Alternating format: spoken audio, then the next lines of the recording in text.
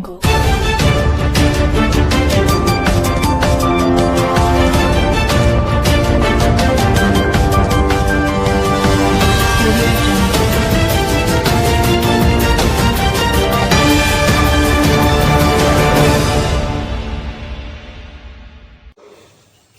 అంటే నువ్వు బలవంతంగా నేను ఇస్తా తీసుకో, మా వాళ్ళు నేనే ఇస్తా అని అన్నా కూడా వాళ్ళు తీసుకో.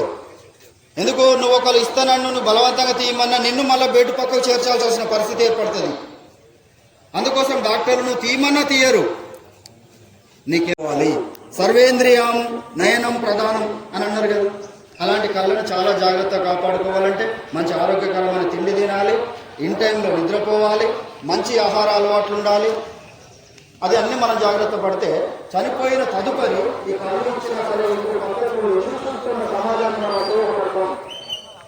కళ్ళ విషయానికి వస్తే రక్త విషయం కూడా మనం బాడీ విషయం కూడా ఇంకా ఇవ్వాలి అనుకుంటే వెంట్రుకలు కూడా దానం చేయవచ్చు. నిర్వహించి మనకు చక్కగా వివరించిన ఐ ఫౌండేషన్ సభ్యులందరికీ, మన అధికారులకు, యూనియన్ లీడర్లకు, సూపర్వైజర్లకు, మన గణి కార్మికులు సోదరులందరికీ, మహిళా కార్మికులందరికీ శుభోదయం.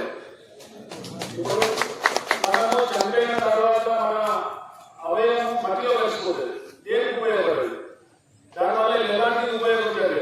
మనం అవయదానం చేస్తే మనం చనిపోయిన బతికిన వల్ల అవుతుంది ఏదో రకంగా. వీళ్ళందరూ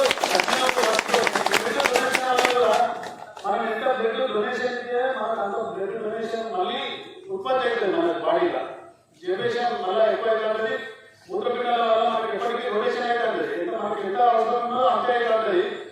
మనం డాక్టర్ దగ్గరికి వెళ్ళినా కానీ మనం ఎంత చేయాలో అంత తీసుకుంటాం. మనకు తక్కువ బ్లడ్ ఉంటే తీసుకోవచ్చు. ప్రతి ఒక్కరికి బ్లడ్ ఎత్తితే మనకు అంత ఉత్పత్తి అవుతుంది. ఇది కూడా